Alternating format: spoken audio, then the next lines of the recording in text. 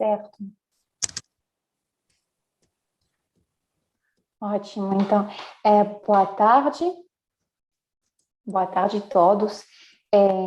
Quero, por favor, agradecer à Universidade Federal do Maranhão pela oportunidade que foi dada aos palestrantes todos de organizar essa conversa, esse diálogo sobre o tema dos refugiados e os desafios globais.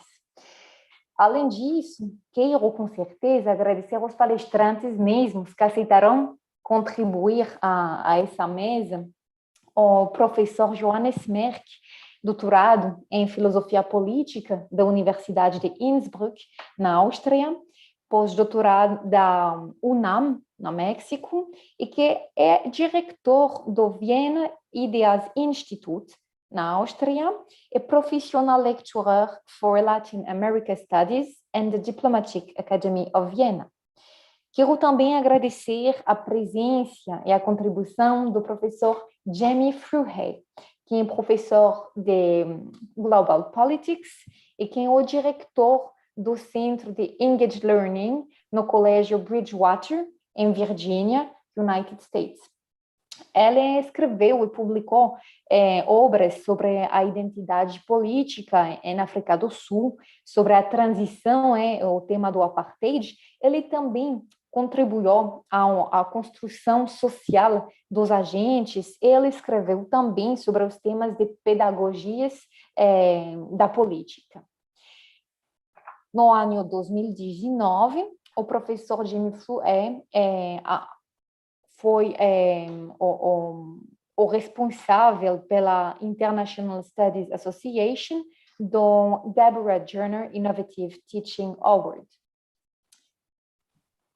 Quero agradecer os dos últimos palestrantes, amigos, a Elena Sokolovskaya e Sergei Belozerov. Elena Sokolovskaya é Associate Professor no Departamento de Assurância e Risk Management na Universidade de São Petersburgo, na Rússia. Ela também é Leading Researcher no Laboratório sobre os Estudos Econômicos da Zona Ásia. O professor Sergei Belozerov, doutor na Economia, professor na Universidade de São Petersburgo, Rússia. Ele é o diretor do Departamento de Assurância e Risk Management. Ela é Head of Scientific Committee sobre as questões de economia e Business of Economics, e ela é Chief Researcher pelo Laboratório dos Estudos Econômicos da Ásia, sobre as questões da Ásia. Então, agora, pela dimensão meramente internacional desse painel, eu vou fazer uma troca de linguagem para o inglês. Quero simplesmente mencionar para os ouvintes que eles podem escrever as perguntas em português, tanto como em inglês. Não faz problema não, tanto faz. Eu tentarei fazer uma tradução correta. So, let's go for the English version of it. I do thank you, the University of Maranhão, for this opportunity. Of course, I do thank you, the panelists. So I will just repeat the short presentation because I guess it's important for us to be sure that we know who is here. Dr. Johannes Merck, doctorate in political philosophy, from the University of Innsbruck, postdoctorate from the UNAM in Mexico.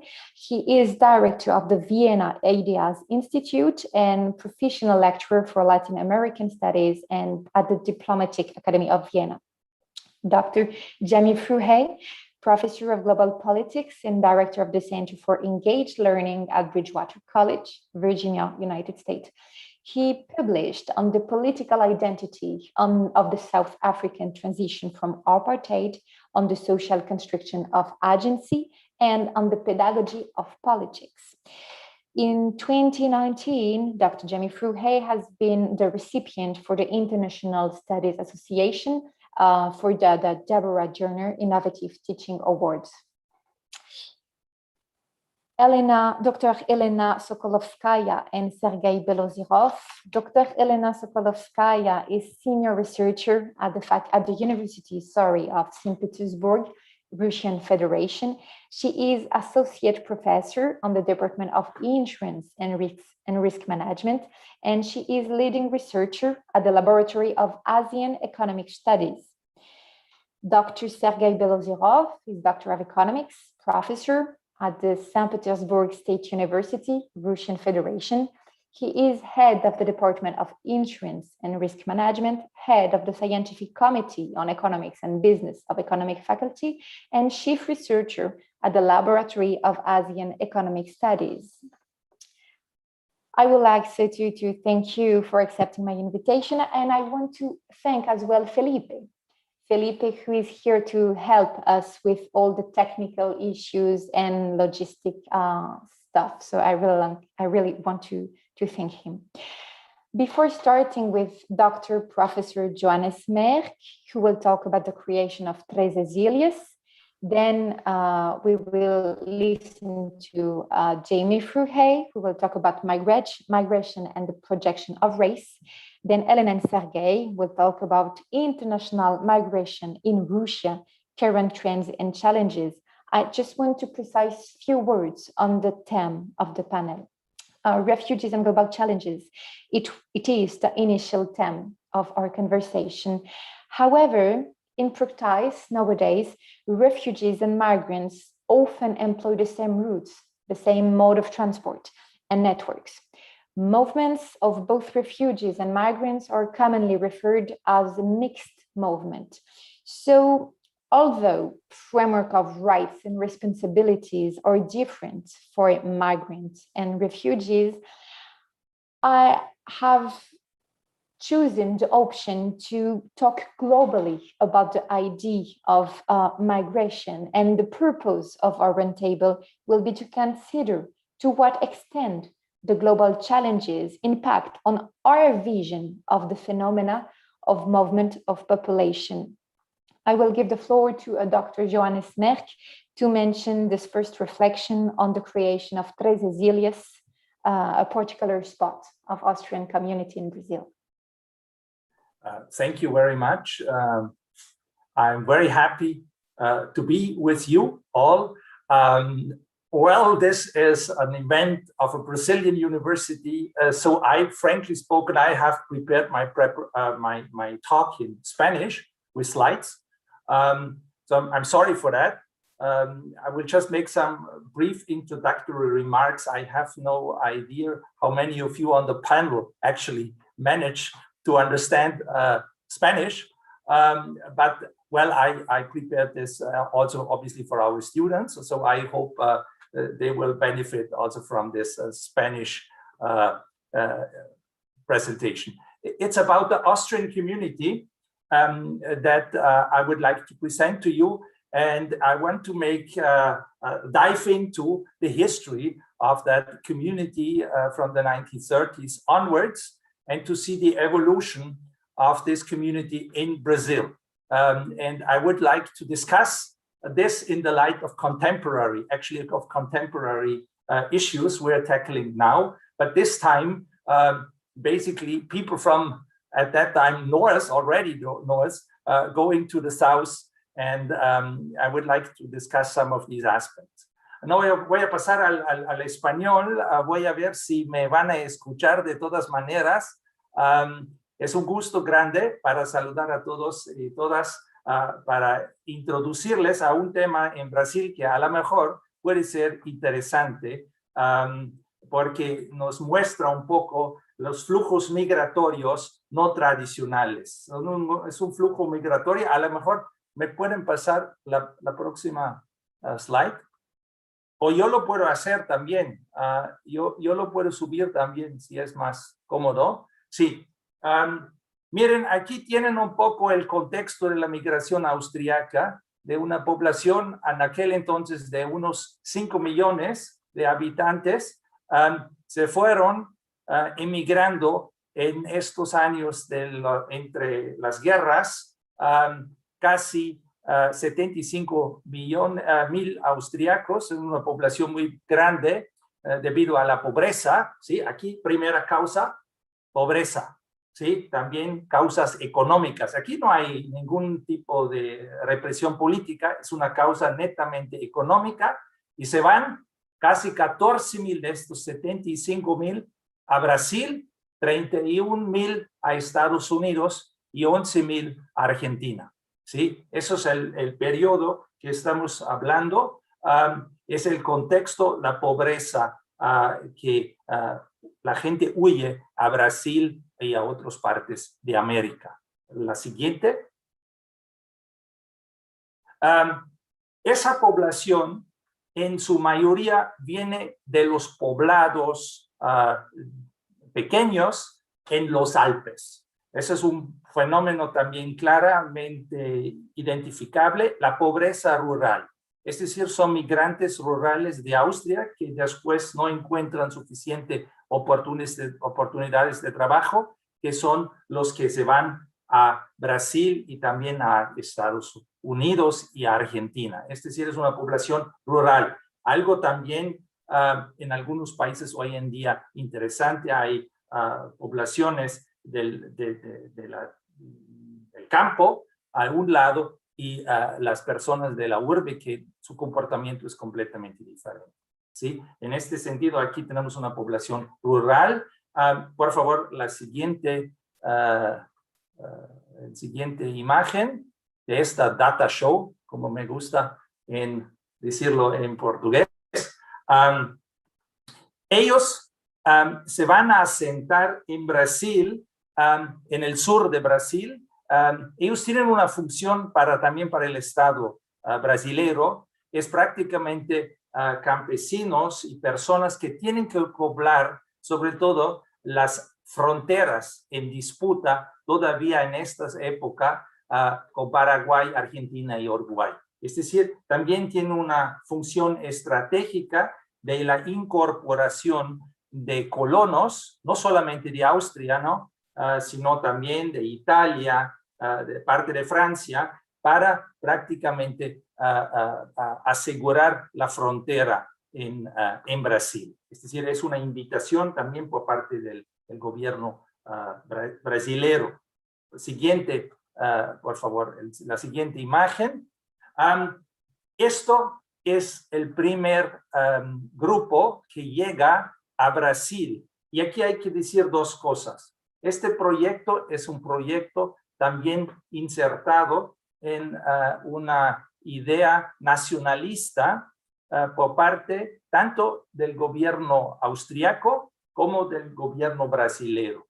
El gobierno austriaco quiere enviar colonos austriacos a Brasil para crear una comunidad de habla alemana. Es decir, esto es una comunidad que no quiere asimilarse. Eso no es una comunidad que quiere convertirse en personas que hablan portugués. Es una comunidad que quiere implantar un proyecto europeo-austriaco en Brasil. ¿Sí? Aquí ustedes ven aquí, incluso tienen un proponente muy famoso, un exministro de Agricultura, que va a proponer el proyecto, y para Brasil es una manera de incorporar más colonos europeos. Es decir, este es el proyecto también brasilero, la idea no solamente de la frontera, sino también atraer más personas blancas de Europa. Es decir, esas dos cosas también son una cosa muy importante. El siguiente slide, por favor. Sí, ellos van a crear precisamente a partir de la idea 13 tillas, se va a llamar en portugués, que es una obra alemana, 13 Linden, que más o menos hace alusión a una comunidad utópica alemana en un monasterio. Es decir, ahí el mismo nombre, 13 tillas, hace referencia a la idea que somos una comunidad que hasta un cierto punto somos aislados del resto del país. ¿Sí? Aquí tenemos toda esta discusión hoy en día también, si se asimilan migrantes, se tienen que integrar, tienen que aprender el idioma, tienen que reproducir el modo de vida de la persona, de la comunidad en cual lo van a inmigrar y no lo hacen. ¿Sí? Aquí hay una clara idea de no hacer esto, ¿sí? Mantener el idioma y las tradiciones. La siguiente, por favor. Sí, aquí esto es el navío que llegan y aquí ya ven prácticamente dos instituciones importantes que ellos van a inculcar y van a reproducir como en Austria, que es la agricultura a un lado, ¿sí? Muy parecido a las casas de los Alpes, y al otro lado el catolicismo, la religión católica, que también es parte de este proyecto nacionalista, es decir, es una unión hasta un cierto punto de Estado con la Iglesia, ¿sí? Es decir, esta idea de esto va junto hasta un cierto punto en este proyecto está presente también. Algunos que hacen ahorita una referencia con temas actuales de separación Estado y Iglesia, no es pura casualidad que lo estoy mencionando, ¿sí? La siguiente, sí, aquí más o menos se nota, esos son los principios de la colonización, son los años 30, 40, durante la Segunda Guerra Mundial en Brasil va a cambiar un poco la situación para ellos, porque ellos van a tener que ajustarse mucho más al idioma de Brasil, al portugués, porque hay toda una sospecha al respecto de ellos como son. Después, cuando Brasil, como ustedes saben, entran a la Segunda Guerra Mundial, Brasil va a ser un aliado de los Estados Unidos, de Francia y de Gran Bretaña. Si ustedes en Río de Janeiro van a un museo de la guerra, ustedes van a ver cuatro países aliados. Es Francia, es Gran Bretaña, es Estados Unidos y es Brasil, no es la Unión Soviética. La Unión Soviética no es parte de los aliados porque los militares brasileños después consideran la cuarta fuerza a Brasil. Muy interesante, tienen que verlo. Ahí está en Río de Janeiro. Y por eso los austríacos hasta un cierto punto después están forzados, entre comillas, también a atender las escuelas de Brasil, y ahí empieza un proceso de asimilación lingüística. Vamos a empezar en la próxima semana. Aquí hay una banda, aquí ven, es Papuán, aquí dice Papuán porque después tienen que cambiar el nombre, Linden, ya no pueden utilizar, y tienen que utilizar un nombre indígena durante la época prácticamente de la Segunda Guerra Mundial. Y después recuperan el nombre Tres Setillas, pero ya en portugués. Ya no es en alemán, es en portugués. La siguiente, por favor. Sí, esos son ya imágenes actuales, ¿sí? Esas son las imágenes de hoy en día. Es una comunidad muy rica y próspera, que después de la Segunda Guerra Mundial tiene un auge muy fuerte. Hay una razón central, la siguiente, eso es la prefectura municipal y el ayuntamiento. La siguiente imagen, por favor. Sí, esta es la razón por que esta comunidad es rica en términos económicos. Ellos, después de la Segunda Guerra Mundial, prácticamente reproducen el modelo de los Alpes, que es un modelo de los Alpes austríacos, donde no hay propiedad privada absoluta, sino los campesinos en los Alpes prácticamente crean sociedades asociadas a la producción de leche. Es decir, los campesinos no solamente controlan la producción de la leche, sino controlan también la producción industrial de la leche. Esto es clave. Y quiere decir que ellos después tienen hoy en día una de las procesadoras de leche más grande de Brasil. Aquí a lo mejor ustedes han consumido, bueno, ustedes están en el norte del país, supongo que no, pero en los supermercados en el sur del país, la leche Tirol está en todos lados, ¿sí? Eso es la riqueza de ellos basado en esta idea de producción controlada. Y estos mismos campesinos en Austria, ahora con los campesinos franceses, los campesinos polacos tratan de frenar el tratado con Mercosur. Esto es uno de los principales batallas porque Mercosur y la Unión Europea no hacen, hasta la fecha hay problemas ahí. Los franceses y los austriacos son uno de los más grandes oponentes al tratado entre la Unión Europea y Mercosur. Y una de las razones por parte de Austria es esto, es que ellos no quieren, los austriacos campesinos, que estos grandes procesadoras brasileras, ¿sí?, hacen competencia en la producción de leche y de ganado. Aquí no hay ganado. ¿Sí? Eso es un negocio que no, los austriacos no manejan. Los austriacos manejan la producción de leche. Y quieren no esa competencia. Es muy interesante que los mismos migrantes austriacos en Brasil prácticamente han logrado esta posición a nivel de producción. Y al mismo tiempo, esto ha impedido que los brasileños han regresado a Austria. No hay ningún descendiente austriaco que quiere regresar a Austria. Todos están mucho mejor y felices en Brasil. ¿Por qué? Porque les va bien. Ellos tienen casas más grandes. A lo mejor podemos ver unas fotos después.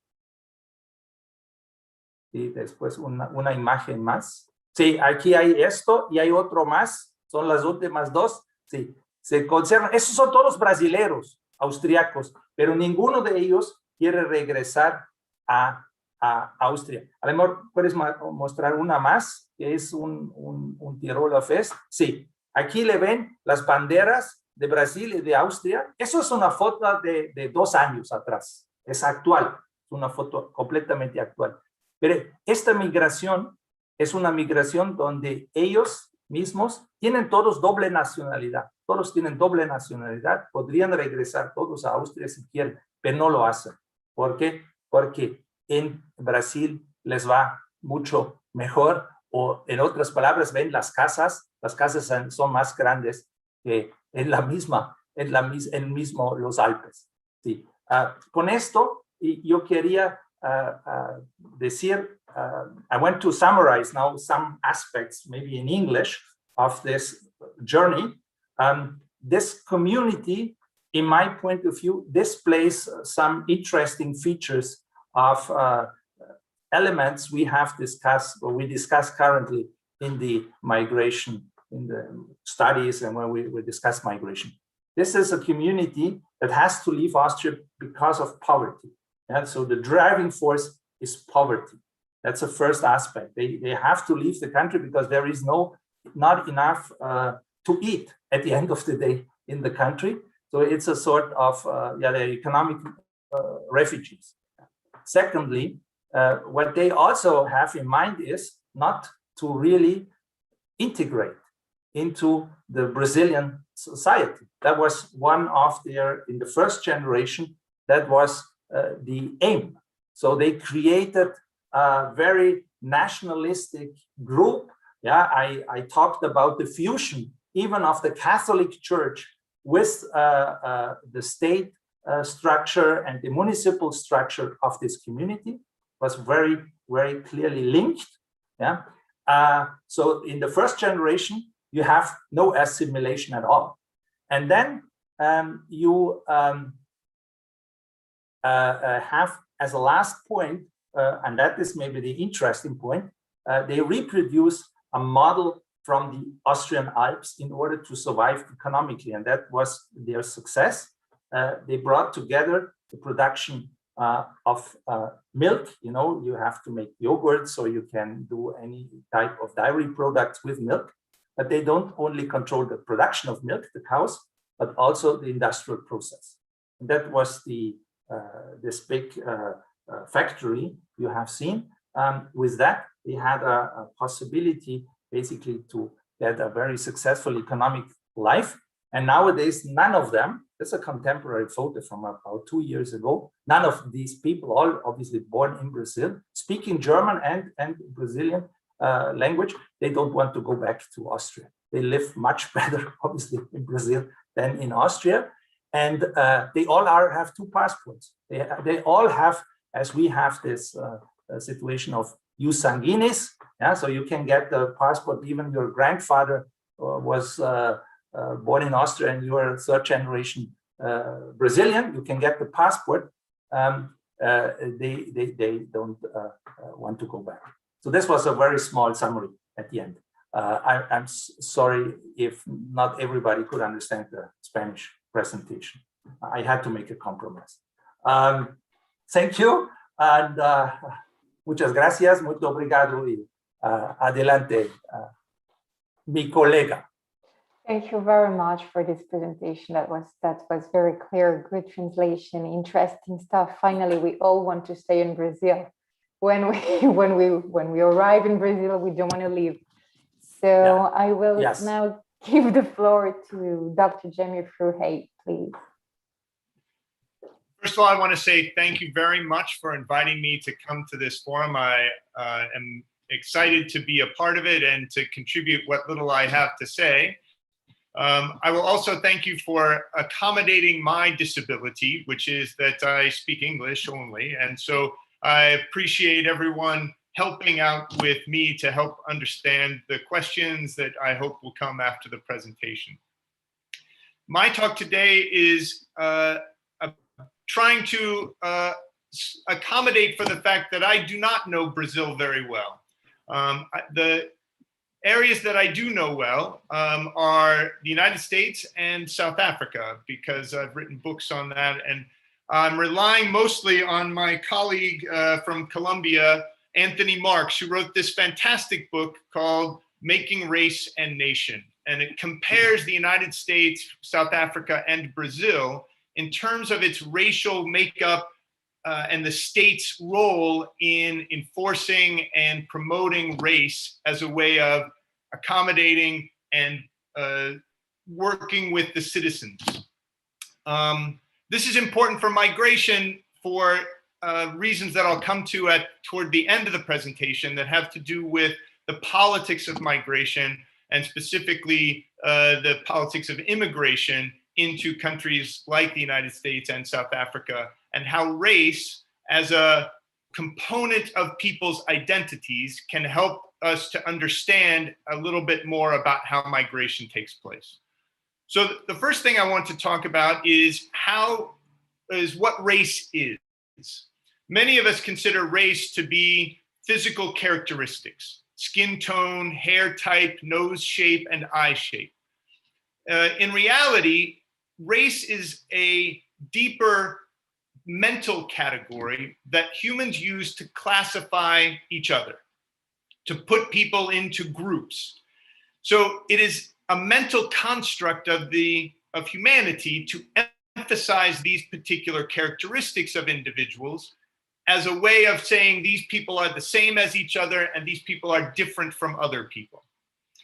That is an important piece of the idea of race, because in many cases, we are taught that groupness, the ability of people to be similar to each other, is a very important characteristic of individuals. And we shift which characteristics we're paying attention to based on the circumstances. Sometimes we pay attention to class, or religion, or political ideology, or gender. These are all valid ways of saying some people are the same as others and different as others. And race is one of the sets of characteristics that people have come to accentuate. That decision to accentuate characteristics of race as the important things about who is similar to each other and who is different from each other is an invention. And in fact, it was invented by Europeans largely in the 1800s. In the 19th century, as Europeans moved out to colonize and to migrate to other countries, as Professor Mark was talking about, that that element of their identity was they were trying to establish some stable areas where they could move to. And that stability was often disrupted by threats of violence and by groups being at each other in violent ways. So in South Africa, for example, in the late 1800s, there was a war between white settlers, between British white settlers and the Afrikaners, who were descendants largely of Dutch settlers, all of whom came in the late 1600s on. This war, often called the Boer War, was a violent conflict that involved the indigenous Africans to a certain extent, but was certainly not of them or by them or even against them. It was whites against whites in control to try to get control of the colony.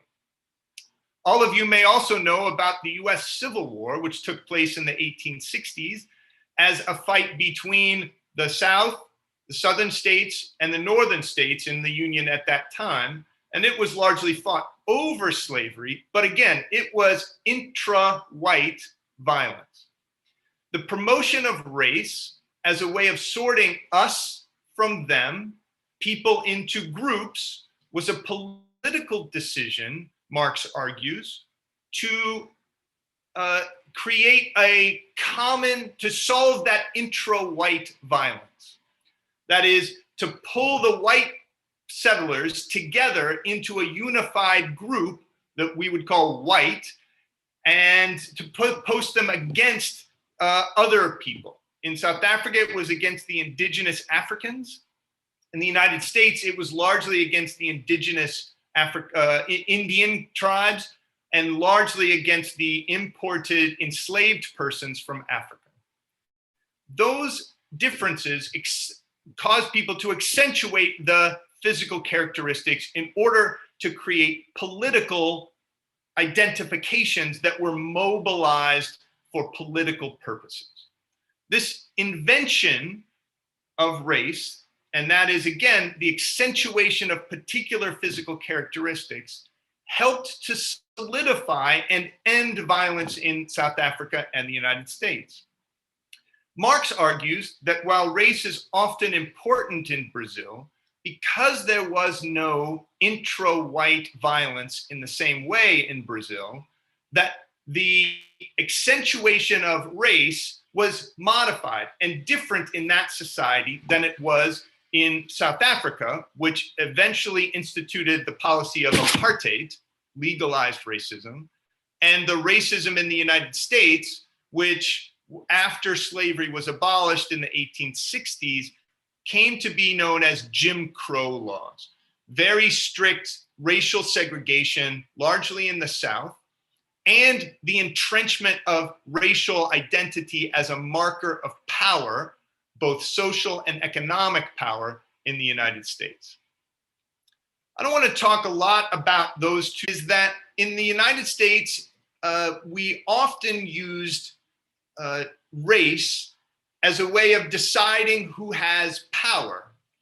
When immigrants came from Europe in the late 1800s and early 1900s, from Southern Europe, from Western Europe, like places like Italy and Ireland, they were often discriminated against for all the reasons that migration often causes economic trouble today, which is their competition for low-wage jobs that drive down the wages of people who believe that they deserve more than they are getting. And therefore, they are treated poorly because of their economic impact on the country. However, today in the United States, Irish and Italians are considered to be white.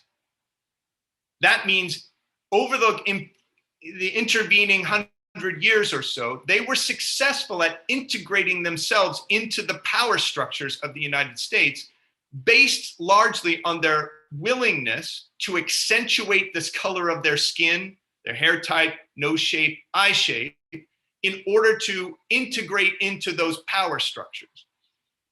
When people looked at the Europeans, they saw first a threat when those groups started to immigrate in large numbers.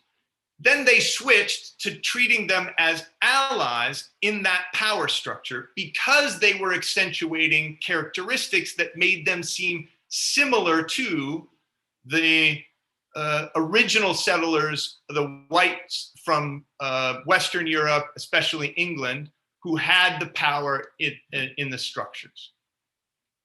So this is a way in which not just racial attitudes, but law comes to play a major factor. In South Africa today, so apartheid was ended in 1994 with the election of Nelson Mandela as president in South Africa, and the abolishment of many of the strict and cruel racial laws there. But today, South Africa is wrestling with immigration problems, largely with migrants from the rest of Africa, especially Nigeria and the border countries in Southern Africa. They are dealing with the same kinds of economic disruptions. The immigrants from these other countries, which are generally much poorer in terms of GDP per capita than the South African economy, are coming in and causing economic disruptions. Clearly, those Africans do not have the same racial component in order to condemn them as others in the South African context, because most South Africans are also of the same racial makeup. So the xenophobia, the fear and persecution of outsiders in South Africa is largely based on countries of origin, but it's factored into the legacy of apartheid, which was obviously accentuating race in strategic and important ways. So I want to talk a little bit about migration in the United States. The Trump populist movement has accentuated race as a component of the otherness as he tries to mobilize what is largely white male grievances in the United States in order to create a populist movement to support him in particular. This racial accentuation is causing the further divides that you see in mobilization around racial and ethnic kinds of persecution. So the migration patterns into the United States from the southern border with Mexico are a large component of Trump's movement to try to accentuate the us-them dynamic in a rather divisive way. At the same time, you also have the accentuation of racial politics with respect to the policing and the Black Lives Matter movement, which gained a lot of energy last summer. These dynamics are creating a racialized discussion of all kinds of politics, including migration and perhaps especially migration in the United States. My argument is that these movements, the accentuation of race, is a double-edged sword, in the sense that race is structures in the United States and in South Africa, and I would argue less prominently, but still powerfully in Brazil, create ways in which those politics of migration become translated into racialized us's and them's.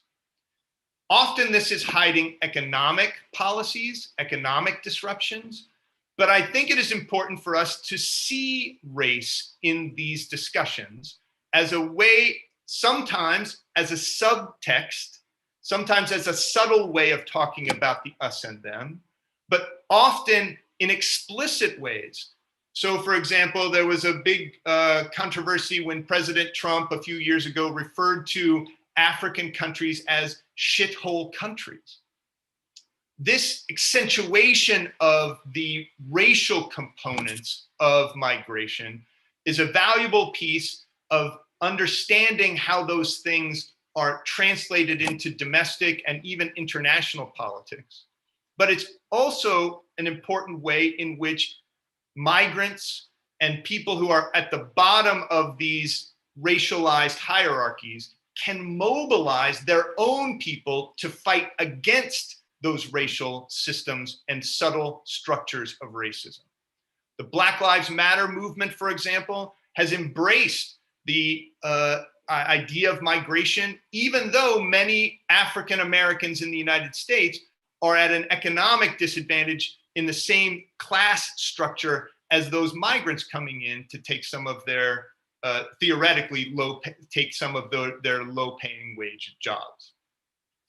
So what I'm arguing is that race, as an invention of humans, as a way of categorizing people, can help us understand both the existing power dynamics and the movements that may help to disrupt those with respect to migration and other policies that the societies deem to be important. I'll stop there and look forward to a good discussion after the next presentation. Thank you very much, Jamie. Thanks a lot. So now we understand, I think, a little bit more why there are pro and cons migration or movements of population. Let's have a look on what happens in Russia with Elena Sokolovskaya and Sergei Belozerov. Please, I give you the floor. Уважаемые коллеги, прежде всего я хочу поблагодарить профессора Марка и профессора Фруя за содержательные доклады, Мэрил Тиер и организаторов семинара за возможность принять в нем участие. Миграция в современном мире – сложное явление, которое может иметь как положительные, так и отрицательные последствия. Разумная и гибкая миграционная политика может помочь странам укрепить свои социальные, экономические и политические связи и открыть новые источники капитала и инвестиций. Напротив, иррациональная и чрезмерно ограничительная миграционная политика может вызвать дисбаланс на рынке труда и неравенство доходов между иммигрантами и местными жителями, что потенциально может привести к высокому уровню социальной напряженности. I will try to translate some words of Professor Belozerov. First of all, we would like to thank to Professor Marks and Professor Fure for their very interesting reports, and also to thank organizers and of the seminar and personally Professor TL for the possibility to take part in this event. Migration in today's world is a complex phenomenon that can have both positive and negative impact. A smart and flexible migration policy can help countries strengthen their social, economic, and political ties and open up new sources of capital and investment. In contrast, an irrational and excessively restrictive migration policy can cause imbalances in the labor market and income inequalities between immigrants and local residents, potentially leading to high levels of social tension. Количество международных мигрантов оценивается почти в 272 миллиона во всем мире, или 3,5% населения мира. В 2019 году в Россию из-за границы въехало более 700 тысяч человек, по данным первичного учета мигрантов, а из страны выехало более 416 тысяч человек. За этот период количество прибывших в Россию мигрантов всегда превышало количество выезжающих. С 2001 по 2010 год международная миграция в стране заметно снизилась, но в последние годы снова выросла. The number of international migrants is estimated to be almost 272 million globally, or 3.5% of the world's population. Over 700,000 people migrated to Russia from abroad in 2019, the latest available data, while more than 400,000 left the country. Over the observed period, the volume of migrant arrivals to Russia was always greater than that of departures. From 2001 to 2010, international migration in the country dropped markedly. Thought in recent years it grew again. Russia now receives the largest number of migrants from the post-Soviet economies, countries of Commonwealth of Independent States. According to the national statistics, in 2020, more than 9 million foreign citizens and stateless persons from all over the world were registered as migrants. More than 3 million came from Uzbekistan, about 2 million from Tajikistan, and about 700,000 people from Kyrgyz Republic. All these countries are situated in the Central Asia. The number of work permissions for migrants for these countries was also the highest. Migrant remittances coming mainly from Russia make a substantial share of the some post-Soviet countries' GDP. In particular, more than 33% of Kyrgyz Republic GDP, 31% of Tajikistan GDP, 16% of Moldova's GDP, and 9% of Uzbekistan GDP. However, migrants do not only contribute to their country's GDP by sending money home, they also serve as a source of income of regional budgets in Russia by paying the mandatory employment tax. Labor migrants' contribution to Russia's GDP is estimated to be about 12% of this indicator, 12% of the GDP.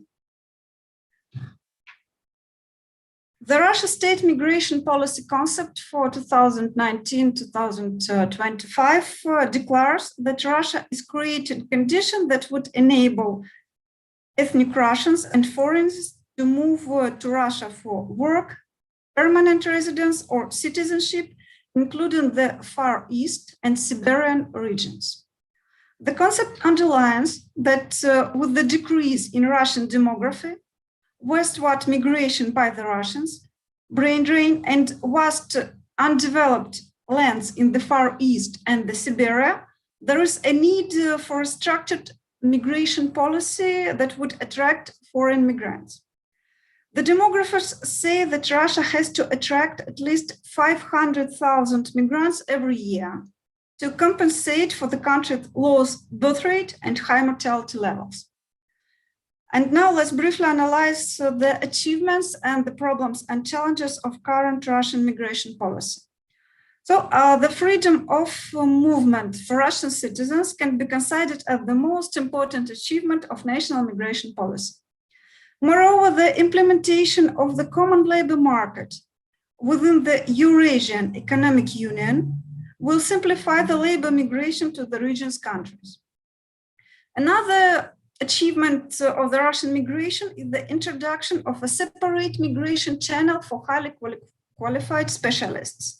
In particular, this includes the possibility to obtain permanent residence permits without requesting temporary residence first. The main problem of Russia's migration policy today is that it lacks conceptual clarity and clear guidelines for the future. Migration remains largely uncontrolled, despite the seemingly active work of the federal migration authorities. This results in the illegal migration and unregistered employment, leads to Russian labor market failures and often to the growth of criminality, including forced and slave labor, as well as human trafficking. The Ministry of Internal Affairs of Russia estimates the number of illegally working migrants in Russia at 2.5 million for 2020. Moreover, the hiring of foreign labor by Russian employers often remains spontaneous, with shadow groups based on the ethnicity principle. One more problems lie in the area of anti-migrant sentiments in Russian society. The policymakers and average citizens have different opinions. The politicians argue that Russia should attract migrants in order to resolve the demographic and economic problems, while a growing share of Russian population supports a strict line on migration. And maybe another very important challenge is the migratory outflow of Russian citizens. The high level of education and qualification of the Russian citizens living in the country is particularly painful to the economy. This, coupled with the low educational levels of labor migrants arriving in Russia, worsen the quality of the workforce in the Russian labor market and challenge the development of Russian economy. The beginning of 2020 witnesses an outbreak of the coronavirus pandemic. The restrictions limited migration mobility, since May state it considered the minimization of personal contacts as an essential measure to control the spread of the virus. To the same end, the borders were closed and transport connections suspended. The coronavirus crisis in Russia resulted in the temporary closure of most migration offices and the impossibility of filling any visa application except for the transit ones.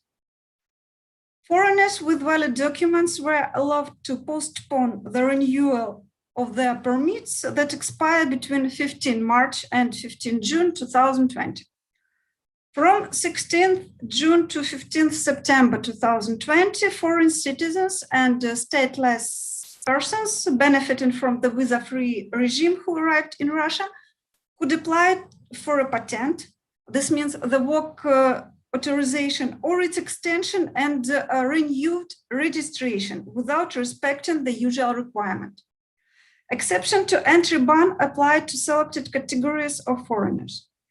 Further, the migrant registration procedures were liberalized until 15 June 2021. And the day before yesterday, these provisions were renewed once again until the 31st of December 2021. And let's briefly analyze now the situation with regards to migrants in Russia under coronavirus pandemic.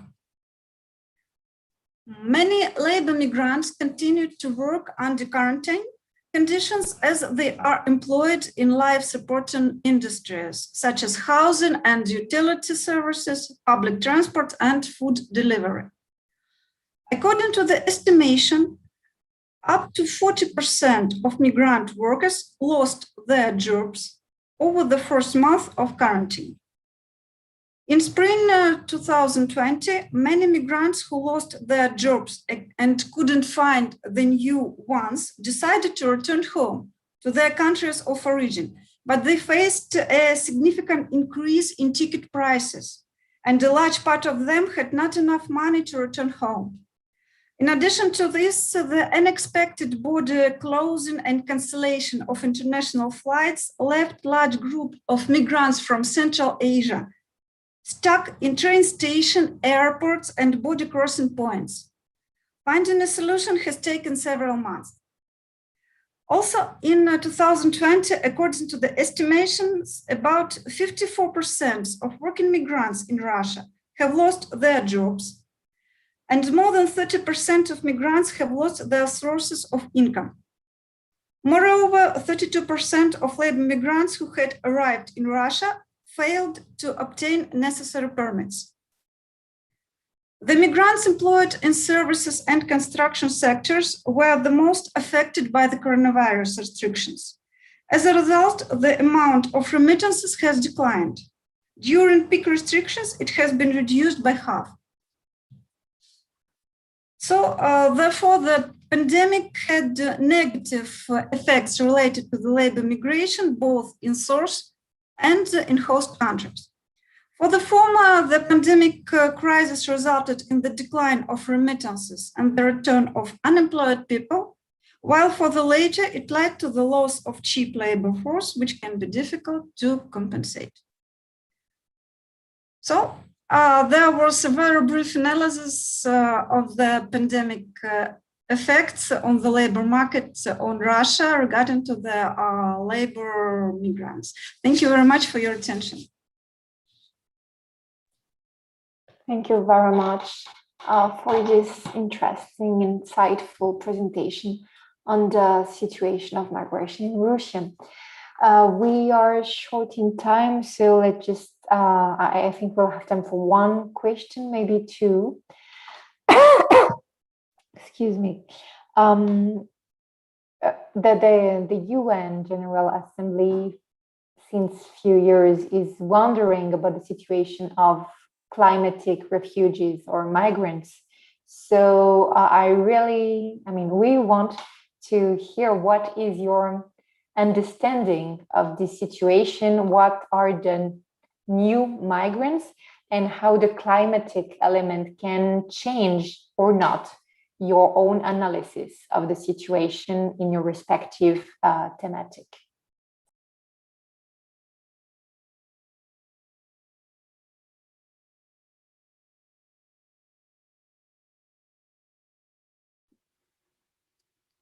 Well, I can say a little bit about it. I believe that migration and the component of that has to do with refugee status, which is a very important part of migration, because refugees are an anomaly to the state system of sovereignty.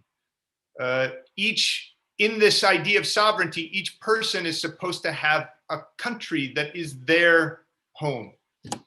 As Professor Merrick pointed out, some people have two homes, but each person is supposed to have a place.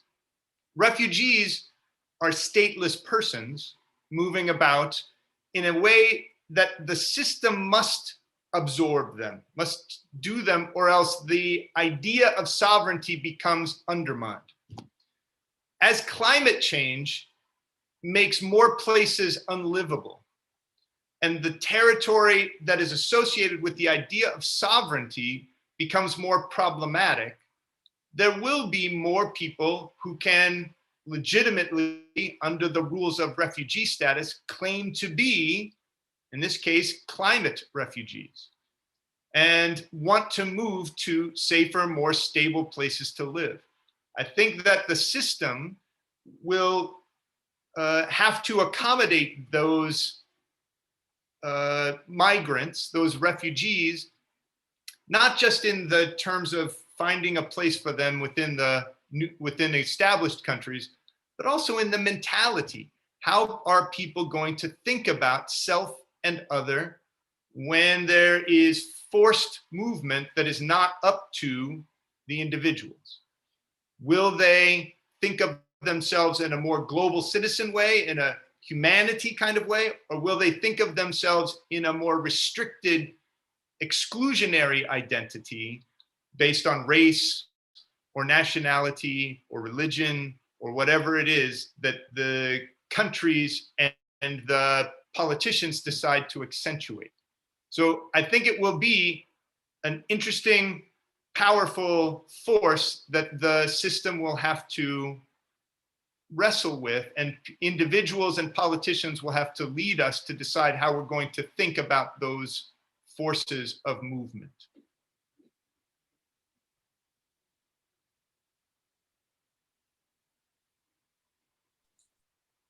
And I would like to add that in Russia, there are a vast region of Far East and Siberia. The climate here is continental. These regions are sparsely populated, so every climate refugee are welcome. Yes, that's a good point, actually. There will be winners and losers in this climate change. And I think you're right, Meryl, when you point out that this will be one of the future causes, I think, of refugee movements. I definitely think so. We all know about some islands that will disappear as we have this projection, right? So yeah, there must be some sort also of updating our, as Professor Früh already said, of our asylum status laws. Yeah, could be maybe one day this also a reason, not political persecution, but that there is no possibility for a person to live anymore in the habitat, yeah, the ecological habitat of this person. And so we have to deal with this as societies. Yeah, and funny enough, this can also, we don't know, but this could actually also touch so-called first world countries. Yeah, because climate change makes no difference there. So it could be possible, yes, as our colleague from Russia said, that countries that or regions that at this point are not necessarily so attractive to inhabit, they may be becoming the new attractive places to live in and get a lot of demand on that side. I can imagine this, because I don't think that we really will be able to stop this climate change. So we have to, that's my more or less pessimistic outlook. I don't, frankly speaking, don't see that we will have this very same climate the next 2-3 generations. I mean, I see it very clearly now here in the Alps. You know, there's the Alps, you see that there's a dramatic shift, and actually we have to face with this. Yeah, good question. I have no answer, but I can imagine this is a topic that will come and will come in a more direct way to all of us. So we will be all responsible for this future, and let's try to protect our future generation. Thank you all for your contribution, participation, and time. I think we will just close this session. It's okay regarding the time we have. So, okay, let's just maybe close it with a little bit of hope. We still have plenty of things to imagine to try to solve this new issue. My colleagues and friends, good day for some of you, good night for some of you, and let's just see us soon.